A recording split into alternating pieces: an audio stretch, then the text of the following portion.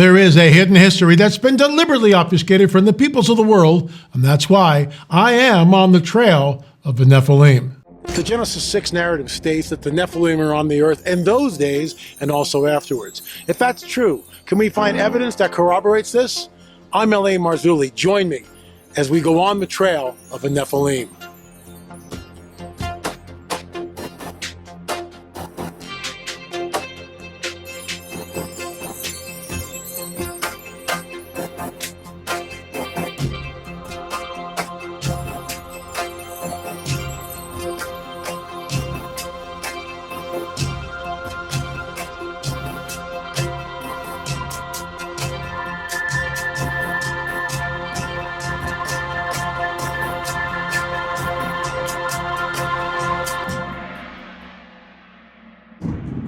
I attended a Zoom meeting with Aaron Lipkin, who basically had the thing, lipkintours.com, lipkintours.com, if you want to avail yourself of that information. Very exciting. About 32 people on the Zoom chat. Several professors basically gave an overview of what this says. This, and it's not an amulet, by the way, it's a tablet. Cursed, cursed, cursed, cursed by the God Yahweh, you will die cursed. Cursed, you will surely die. Cursed by Yahweh, cursed, cursed, cursed. We'll get into that and so much more. But first, a word from our sponsor, Noble Gold. For years now, people have been setting up a little contest between crypto and gold. But that's like comparing a truck with an SUV. Both carry stuff and travel from point A to point B, but they do different jobs. Gold's job is to keep the value of your money safe and preserve its value. And since Ukraine and all the nonsense that's going over there and the oil inflation crisis, it's done a brilliant job compared to stocks and other investments.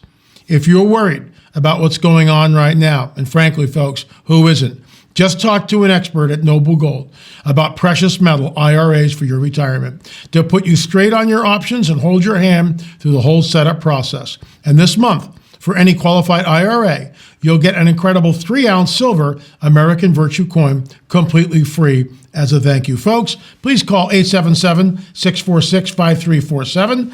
That's 877-646-5347 now to find out. And if you want to go to the website, that's noblegoldinvestments.com, noblegoldinvestments.com. That's once again, noblegoldinvestments.com. They have been a faithful supporter of what we do here, and they really help us by spending their advertising dollars on our show. So please consider that. Once again, 877-646-5347, noblegoldinvestments.com. Folks, the shows are coming up. The conferences are coming up May 19th for the 22nd, Homeward Bound. PropertyWatchers.com. Get your ticket now. I will also be at the UFO conference in Utah. I'll be talking about that starting tomorrow with banners and different things. That's going to be a real hoot. If you're in the area for both of those conferences, check them out. So this is from Aaron Lipkin's presentation. This is 1982, the first day of the dig on Mount Ebal. The site was covered by a thick layer of stone. Joshua's altar was deliberately covered up. We've seen this before. When you go to Göbekli Tepe, why was the site completely buried? In fact, no one knew it was there for thousands and thousands of years. It was found by accident. Sort of the same thing here. Archaeologists came up, they looked at this pile of stones, and they began to peel back the layer of stones. So this thing was buried deliberately. It makes you wonder, why was the altar used for a period of time and then abandoned? So looking at it again, and these are all Aaron Lipkin slides, and I took screenshots as he was presenting. A mysterious structure starts showing up after the removal of the exterior stone. So you can see this double ramp mounted into the construction. I'll show you a better clip of it, but you can see the ramp. It's like right, basically almost in the center of the picture there, and it goes up similar to what we see here. So the altar of the Mishnah, Second Temple altar in Jerusalem from the time of Jesus, is similar to what we see in Mount Ebal. This is amazing when you really think about it. And of course, here we've got pictures of the tablet with the writing on it. And this was very, very detailed. The gentleman, the professor who talked about this, forgive me, I forget his name. I should have written that down, but he was incredibly erudite and went over it point by point by point. And here's the bottom line. they're very cautious about and that's academia for you. And they have to be.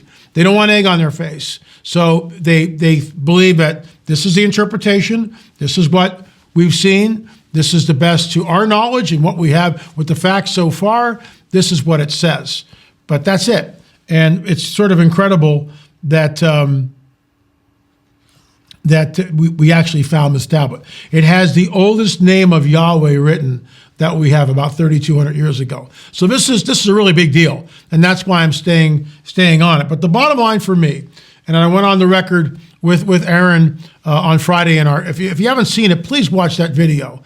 Cursed, and it was on Friday. We opened it up, but this is entitled Cursed Update. That's what it is, Cursed Update. So, in my opinion, from what I know, you've got Mount Ebal, you've got the conquest of Ai, where Joshua and the army go in and they wipe out Ai. That's a Nephilim where there's no doubt about it. Otherwise, it's genocide. And we went into that in depth. So, cursed by the God Yahweh. You will die cursed. Cursed, you will surely die. Cursed by Yahweh. Cursed. Folks, there is absolutely zero wiggle room in that. I mean, there's no room at all. There's not a shred, not an inkling of grace and mercy. It's just not there. And I truly believe that this tablet, and I asked the professor, do you think that this tablet was basically stated, this curse came against the inhabitants of the land? That's all. I didn't say Nephilim, because I'm not sure whether he even knows about the Nephilim. But and many scholars don't know about the Nephilim, or they think the giants, and that's just, maybe Goliath was like 6 foot or something, and David was, so they call him, no, Goliath was 9 feet. We know that King Og of Bashan was over 13 feet tall. How do we know that? It's written right here. That's his bedstand. And that is an upcoming show on the PTO network. You'll want to see that, because I get into that whole thing when Mondo and I go into the not the crypt, but the heart of Gilgal Raphaim, and I talk about Gilgal Raphaim. That's in a couple of weeks. You'll definitely want to see that show right on the PTO network. You can also see it, because we preempt everything here on our YouTube channel and also on Roku, Bitchute, and Rumble. So in my opinion, based on what we're looking at, and again, I realize that I am totally biased. So it's hard for me to really, be unbiased or have a scholarly interpretation. But based on what this is, in my opinion, this curse is not a personal curse. It's not a curse against someone. The fact that it's written in lead and folded over with a metal stylus, they discovered the stylus. A metal stylus speaks volumes to me. And this thing was hidden away at the altar of Joshua for thousands and thousands of years. Think about that. And only in the last days it comes to light. And someone wrote an email to me, very, very interesting. The fact that the curse has now been uncovered, does that activate the curse? And I have no idea about that. I find it very interesting.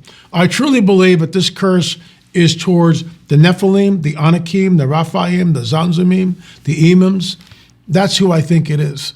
You remember, Rephaim, the terrible ones. Just think about what that name means, the terrible ones. Folks, they were there in the land. There's no doubt about it. Want to know more? We're on the trail of a Nephilim, mysterious mound builders, lost civilizations, all one to send. Please go to streaming.lamarzulli.net, streaming.lamarzulli.net. We will get at least one more out this year. I realize we're already in April, but I'm working on the UFO film, and that's going to be out, the second installment, at the end of April. So this is our UFO report. If you've got a report, if you've got a sighting, if you've got video, please shoot me an email at la@lamarzulli.net. Why is this important? Because this is the coming Great Deception and the Luciferian Endgame. There's no doubt about it. That's exactly what it is. And right now it's kind of in the back, but don't worry, it'll resurface again, and when it does, with gangbusters. I don't know how much we're going to see, but we're seeing a lot. Time to wake up. 1977, my grandpa Cook came to visit us for the last time in Bishop, California.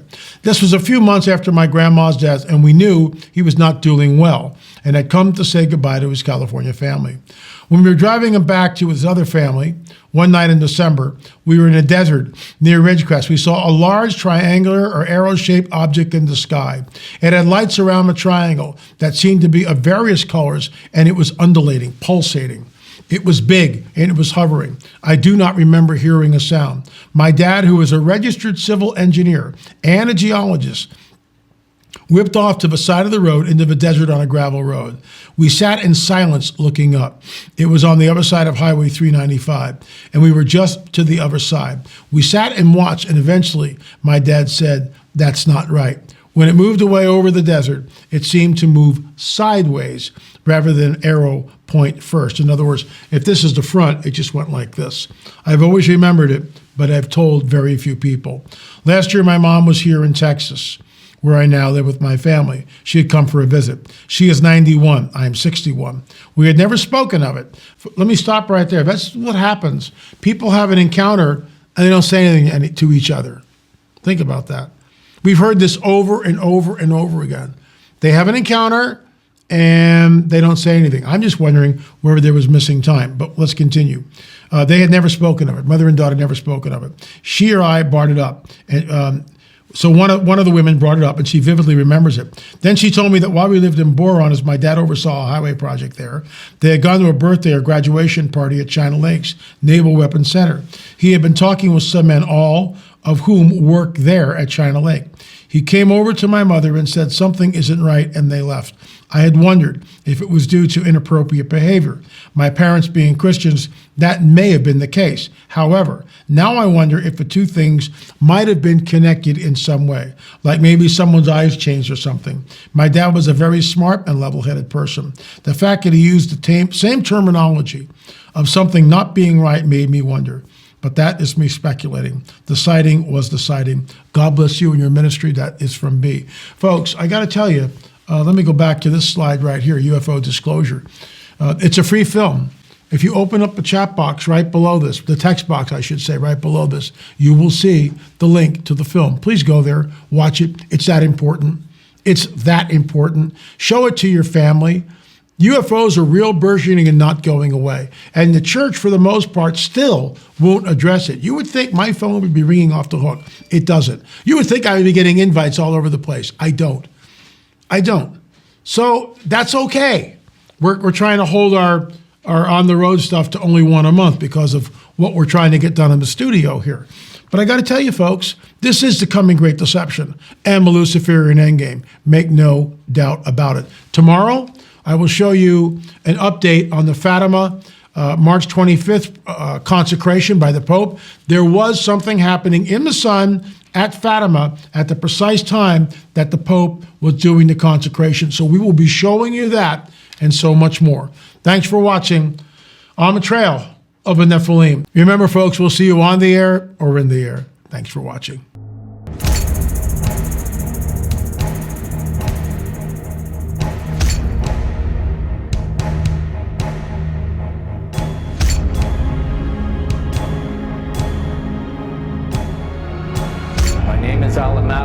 I've seen a UFO. I've seen a UFO. And I saw a UFO. A UFO.